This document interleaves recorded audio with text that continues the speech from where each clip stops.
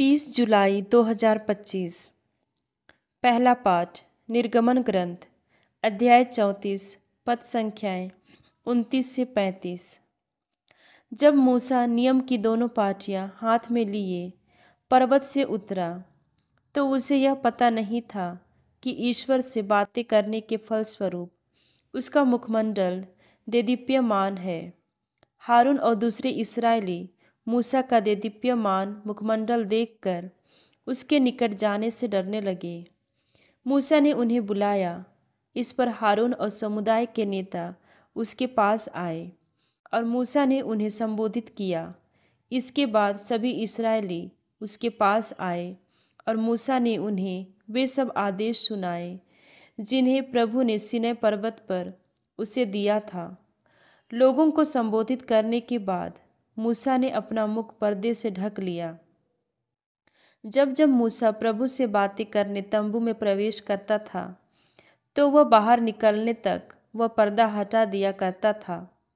बाहर निकलने के बाद जब वह ईश्वर से मिले आदेश इस्राएलियों को सुनाता था तो इस्राएली मूसा का देदीप्यमान मुखमंडल देखा करते थे। इसके बाद प्रभु से बातें करने के लिए तंबू में प्रवेश करने के समय तक मूसा फिर अपना मुख पर्दे से ढक लिया करता था। प्रभु की वाणी। सुसमाचार।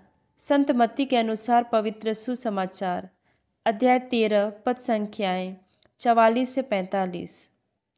यीशु ने लोगों से यह कहा, स्वर्ग का राज्य खेत में छिपे हुए खजाने के सदृश है जिसे कोई मनुष्य पाता है और दोबारा छिपा देता है। तब वह उमंग में जाता है और सब कुछ बेचकर उस खेत को खरीद लेता है। फिर स्वर्ग का राज्य उत्तम मोती खोजने वाले व्यापारी के सदृश है। एक बहुमूल्य मोती मिल जाने पर वह जाता है और अपना सब कुछ बेचकर उस मोती को मोल लेता है। यह प्रभु का पवित्र सुसमाचार है। मनन चिंतन। मूसा जब ईश्वर से मिलने के बाद पर्वत से उतरे तो उनका चेहरा चमक रहा था। यह चमक उस जीवंत संबंध की गवाही है जो उनके और ईश्वर के बीच था। जब कोई व्यक्ति प्रार्थना और उपासना में समय बिताता है तो उसका जीवन बदलता है और वह दूसरों को भी ईश्वर की उपस्थिति का अनुभव कराने वाला बनता है। आज के सुसमाचार में प्रभु यीशु हमें स्वर्गराज के लिए दो दृष्टांत देते हैं। छिपे खजाने और बहुमूल्य मोती का दोनों में एक समानता है। खोज और समर्पण जैसे वह व्यक्ति अपनी सब संपत्ति बेचकर खजाना प्राप्त करता है, वैसे ही हमें भी ईश्वर के राज्य को पाने हेतु सब कुछ त्यागने को तैयार रहना चाहिए।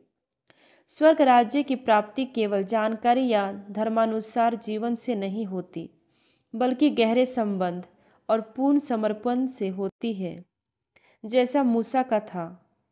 क्या हम भी अपने जीवन में उस दिव्य चमक को धारण कर रहे हैं?